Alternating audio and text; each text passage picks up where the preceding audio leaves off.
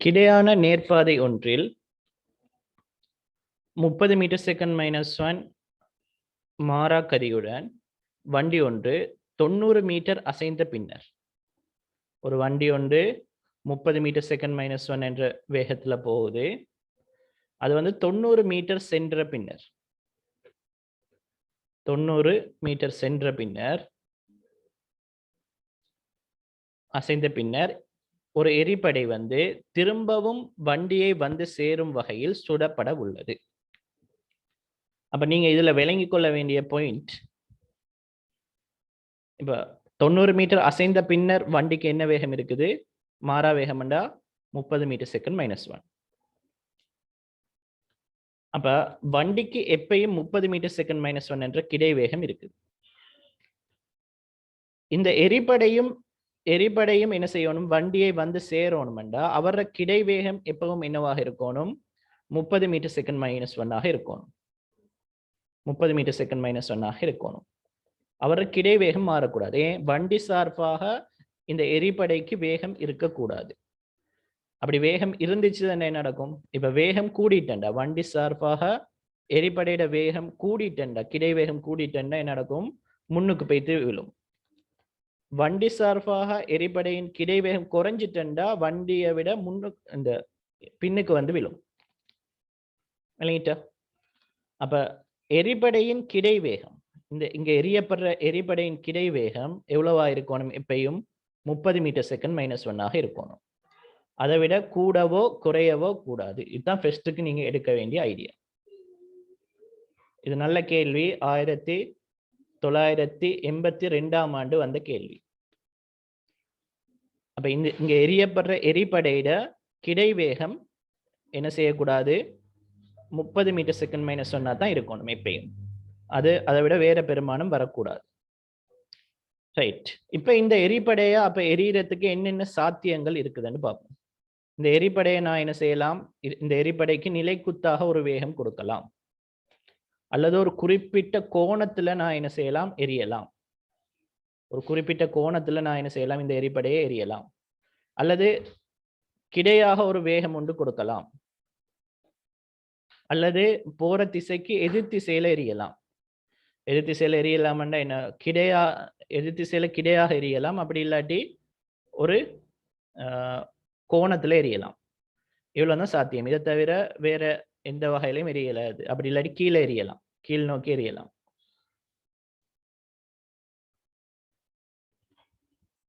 இந்த எரிபடைக்கு நான் எக்ஸ்ட்ராவா வழங்குற வேகம், ஏற்கனவே அவருக்கு 30 மீட்டர் செகண்ட் -1 என்ற வேகம் இருக்குது. எக்ஸ்ட்ராவா வழங்குற வேகம் வந்து இப்படி, இதெல்லாம் சாத்தியம். இன்னொரு சாத்தியம் வரைஞ்சோம்னா என்ன? கீழ் நோக்கி எரியப்படலாம். நம்ம இவ்வளோத்தையும் பார்ப்போம். இவ்வளவு பார்த்தா போதும் எங்களுக்கு விளக்கத்துக்காக. இப்ப முதலாவது சந்தர்ப்பத்துல அவர கிடை வேகம் என்னவாக இருக்கும்? 30 மீட்டர் செகண்ட் -1 தான் இருக்க போகுது. ஏன்னா வண்டிக்கு என்ன கிடை வேகம் இருக்குதோ அதே கிடை வேகம் இவருக்கு காணப்படும். நிலைக்குத்து வேகம் வந்து இந்த கிடை வேகத்தை டிஸ்டர்ப் பண்ணாது. இந்த நிலைக்குத்து வேகத்தால இவருக்கு எந்த பாதிப்பும் ஏற்படாது. இப்ப ரெண்டாவது சந்தர்ப்பத்துல பாருங்க. இப்ப இது வந்து முதலாவது சந்தர்ப்பம். இது வந்து ரெண்டாவது சந்தர்ப்பத்தில் பாருங்க. ஒரு குறிப்பிட்ட கோணத்துல நான் இந்த எரிபடையை எரிஞ்சேன், குறிப்பிட்ட கோணத்துல ஒரு வேகம் ஒன்று கொடுத்தண்டா, வண்டி சார்பாக குறிப்பிட்ட கோணத்துல ஒரு வேகம் ஒன்று நான் கொடுத்தண்டா என்ன நடக்கும்?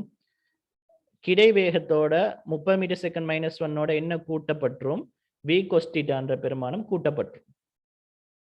அப்ப என்ன? இந்த பந்திட அந்த எரிபடையிட கிடை வேகம் என்னவாயிரும்? 30 விட அதிகரிச்சிடும். அப்ப இவர் வர இயலாது, இவர் சாத்தியம் இல்லை. கிடையாக ஒரு வேகம் ஒன்று கொடுத்தண்டா, ஏற்கனவே 30 இருக்குது, அதுக்கு மேலதிகமா ஒரு v என்ற வேகத்தை கொடுத்தண்டா எரிபடையிட கிடை வேகம் என்ன செஞ்சிடும்? அதிகரிச்சிடும். அப்ப அதுவும் சாத்தியம் இல்லை. ஏற்கனவே 30 மீட்டர் செகண்ட் -1 என்ற வேகம் இருக்குது. போற திசைக்கு எதிர் திசையில எரிஞ்சண்டா வேகம் என்ன செஞ்சிடும்? 30 - v ஆகிரும். அப்ப வேகம் என்ன செஞ்சிடும்? குறைஞ்சிடும். அதே போலதான் இங்கேயும் வேகம் குறைஞ்சிரும். இதையும் உங்களுக்கு சொல்லலும் தானே? ரைட். அப்ப நீங்க கடைசியா வார முடிவு என்ன? எரிபடைக்கு 30 மீட்டர் செகண்ட் -1 என்ற கிடை வேகம் இருக்குது. இந்த கிடை வேகம் என்ன செய்ய இயலாது? 30 விட கூடவோ குறையவோ இயலாது. அப்ப நீங்க மேலதிகமாக வழங்குற வேகம் என்னவாக இருக்கணும்? நிலைக்குத்து திசையில இருக்கணும். இது நீங்க வர வேண்டிய முடிவு. அது சரியா? ரைட். இப்ப புவியில இருந்து ஒரு ஆள் பாக்குறாருண்டா, அவருக்கு எப்படி விளங்கும்? சும்மா தரையில இருந்து ஒரு ஆள் பாக்குறாருண்டா, இவருக்கு கிடை வேகமும் இருக்குது, நிலைக்குத்து வேகமும் இருக்குது. மாறா கிடை வேகம், நிலைக்குத்து வேகம் என்ன? மாறக்கூடியது, புவியீர்ப்பின் கீழ் இயக்கம். அப்ப தரையிலிருந்து பாக்குற ஒரு ஆள்கிட்ட கேட்டீங்கன்னா என்ன நடக்கும்? இந்த பொருளுடைய இயக்கம் என்ன? எரிய பாதையாக இருக்கும். எரிய பாதையாக இருக்கும். அப்ப இவ்வளவு விஷயத்தையும் விளங்கிக் கொள்ளுங்க. ரைட். இப்ப நாம அடுத்தது பார்க்க போறது, இந்த 90 மீட்டர் போறதுக்கு எவ்வளவு டைம் எடுக்கும்? முதலாவது விஷயம் பார்த்தாச்சு, என்ன? நிலைக்குத்தாதான் என்ன செய்யணும்? நாங்க இந்த எரிபடையை சுடணும். அடுத்தது நான் பார்க்க போறேன், 90 மீட்டர் போறதுக்கு எவ்வளவு டைம் எடுக்கும்? உங்களுக்கு தெரியும், S சமன் VT. ஆகவே T சமன் என்ன வரும்? S over V. இப்ப நீங்க கெட்டிக்காரண்டா இப்படி சமன்பாடெல்லாம் எழுத மாட்டீங்க. 90 30ஆல பிரிச்சா 3 செகண்ட். இதை எப்படியும் சொல்லலாம். 1 செகண்ட்ல 30 மீட்டர்னா 3 செகண்ட்ல 90 மீட்டர் போகும். அப்ப 90 கீழ் 30 3 செகண்ட். அப்ப வண்டி வந்து இந்த இடத்துல ஸ்டார்ட் பண்ணி 90 மீட்டர் போறதுக்கு எவ்வளவு நேரம் எடுக்குது? 3 செகண்ட். அப்ப அதுக்குள்ள உள்ள எரிபடையை பார்த்தோம்னா, நான் இங்க சைட்ல வரைகிறேன். அதுக்குள்ள உள்ள எரிபடையை பார்த்தோம்னா, அவர் வந்து கிடையாக எவ்வளவு நேரம் இயங்குறாரு? 3 செகண்ட் இயங்குறாரு. வண்டிக்குள்ள திரும்ப வரக்குள்ள 3 செகண்ட் இயங்குறாரு. அதே போல அவர் வந்து என்ன, இது மேல பெய்த்து, இங்க இருந்து மேல பெய்த்து திரும்ப கீழே வாரத்துக்கு எவ்வளவு செகண்ட் எடுக்குது? 3 செகண்ட். என்ன, இந்த இடத்துல இருந்து இந்த இடத்துக்கு வாரத்துக்கு எவ்வளோ? 1.5 செகண்ட். திரும்ப இங்க வந்து சேர்றதுக்கு 1.5 செகண்ட். அதை இன்னொரு வகையில சொல்லலாம், அவர் நிலைக்குத்து வேகம் என்ன? V என்ற வேகத்தோட அவர் வந்து என்ன செய்யறாரு? 1.5 செகண்ட் மேல இயங்குறாரு. மேல் நோக்கிய பிரயாணத்துக்கு எவ்வளவு போகுது? 1.5 செகண்ட். திரும்ப கீழ் நோக்கிய பிரயாணத்துக்கு எவ்வளவு டைம் எடுக்குது? 1.5 செகண்ட். மொத்தமாக 3 செகண்ட். அப்ப நீங்க கெட்டிக்காரண்டா என்ன சொல்லுவீங்க? டிரெக்டா சொல்லிடுவீங்க, அதிஉயர் புள்ளிக்கு போறதுக்கு 1.5 செகண்ட் எடுக்குதுண்டா எரியப்பட்ட வேகம் எவ்வளவாக இருக்கணும்? 15 மீட்டர் செகண்ட் மைனஸ் 1 ஆக இருக்கணும். எப்படி? 1 செகண்ட்ல 10 மீட்டர் செகண்ட் மைனஸ் 1 குறையும். 1.5 செகண்ட்ல 15 மீட்டர் செகண்ட் மைனஸ் 1 குறையணும். நீங்க கெட்டிக்காரண்டா டிரெக்டா சொல்லுவீங்க எவ்வளோ? 15 மீட்டர் செகண்ட் மைனஸ் 1 என்று சொல்லிடுவீங்க.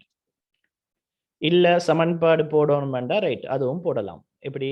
நிலைக்குத்தா மேல் நோக்கி S சமன் UT பிளஸ் ½ AT ஸ்கொயர்ட் என்று போட்டீங்கன்னா, ½ AT ஸ்கொயர்டில் போட்டீங்கன்னா என்னென்று வரும்? இங்க ஆரம்பித்து மேல பெய்த்து கீழே வாரத்துக்கு எவ்வளோ டைம்? எவ்வளோ இடப்பெயர்ச்சி? மேல பெய்த்து கீழே வார டைம் எவ்வளோ இடப்பெயர்ச்சி அடைஞ்சிக்குது? 0. ஆரம்ப வேகம் தெரியாது. டைம் மேல பெய்த்து கீழே வாரத்துக்கான டைம் வந்து 3 செகண்ட். சக ½ 10 அப்படியெல்லாம் எழுதி நிற்கிறது பொய் வேலை. ஆனா எழுதி காட்டுறேன். ½ தர -10, அடுத்தது 3 வர்க்கம். அப்ப இதை சுருக்குனீங்கன்னா என்ன வரும்? 3U சமன் ½ தர 10 தர 3 வர்க்கம். இதுவும் வெட்டுப்படும். U சமன் எவ்வளவு வரும்? 15 metre second minus 1. 15 metre second minus 1. Right. அப்ப இந்த கேள்வி ஃபுல் தெளிவா பாருங்க. இந்த கேள்வியோட சமரிய கடைசி, இப்ப ஒரு கேள்வி செஞ்சு முடிஞ்சா பிறகு அந்த கேள்வி எங்களுக்கு விளங்கிக்குதான்னு பார்த்துக்கொள்ளணும். ரைட். அப்ப இதுக்குரிய ஆன்சர் வந்து 3வது. இந்த கேள்வி செய்யற டைம் வந்து நீங்க எப்படி செய்யலாம்? கட்டாயம் 90 பாகையில தான் எரியப்படணும். அப்போ 4வது ஆன்சரை கேன்சல் பண்ணிடலாம், 2வது ஆன்சரை கேன்சல் பண்ணிடலாம், 5வது ஆன்சர்ல கேன்சல் பண்ணிடலாம். அடுத்தது மேல போறதுக்கு, மேல போய்த்து கீழே வாரத்துக்கு மொத்த நேரம் எவ்வளோ? மேல போய்த்து கீழே வாரத்துக்கு மொத்த நேரம் எவ்வளோ? 3 செகண்ட். ஆகவே மேல போறதுக்கான டைம் எவ்வளோ? 1.5 செகண்ட். ஆகவே மேல் நோக்கி ஆரம்ப வேகம் எவ்வளவாக இருந்திருக்கணும்? 15 மீட்டர் செகண்ட் மைனஸ் 1 இருந்திருக்கணும். அப்படி வச்சு 3வது ஆன்சர் அடிச்சிருவீங்க. கெட்டிக்காரர் அப்படி செஞ்சிருவாங்க. ரைட். இப்ப பார்ப்போம்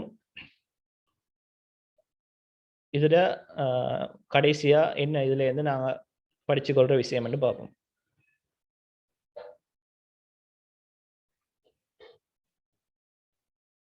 இந்த கேள்வியில இருந்து நாங்க விளங்கி கொண்ட விஷயம் என்னன்னு பார்ப்போம்.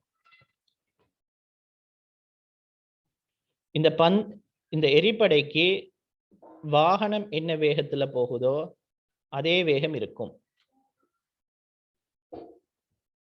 நாங்க ஒரு பஸ்ல போறோம்னா பஸ்ஸுக்கு என்ன வேகம் இருக்குதோ அதே வேகம் எங்களுக்கும் இருக்கும்.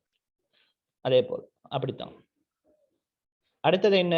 இந்த எரிபடை சுடப்பட்டு இந்த எரிபடை திரும்பவும் வாகனத்துக்குள்ள சேரணும்டா இந்த எரிபடையோட கிடை வேகம் மாறக்கூடாது. ஆகவே நிலைக்குத்தாகத்தான் நாங்க எக்ஸ்ட்ராவா ஒரு வேகம் ஒன்று வழங்கிக்கணும். அந்த நிலைக்குத்து வேகம் என்னத்துக்கு பயன்படுத்தப்பட போகுது? இந்த பந்தை மேல கொண்டு போய்த்து திரும்ப கீழே வாரத்துக்கு பயன்படுத்தப்பட போகுது. மேல போறதுக்கு எவ்வளவு டைம் எடுக்கும்?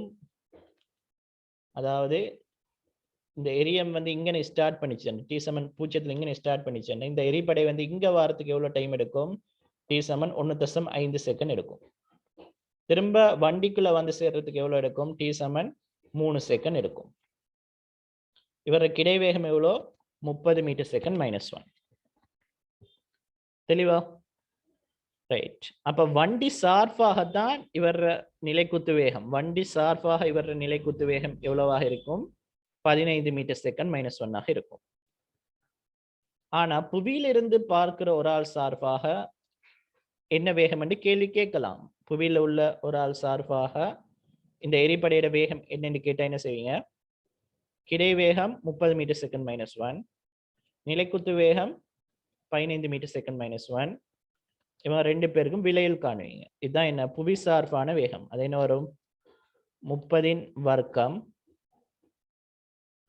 சக 15 வர்க்கத்துக்கு வர்க்கமூலம்.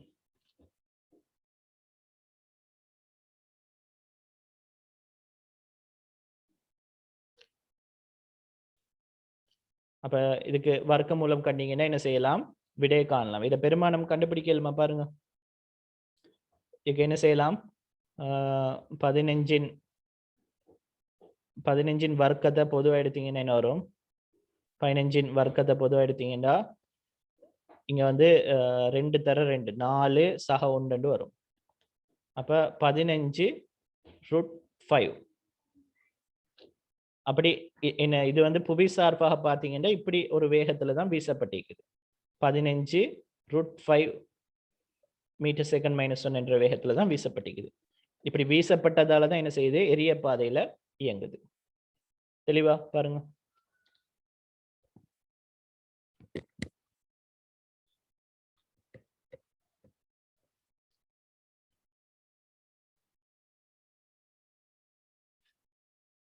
ரைட். அப்ப இதுதான் 1982 ஆண்டு கேள்விக்கான விளக்கம்.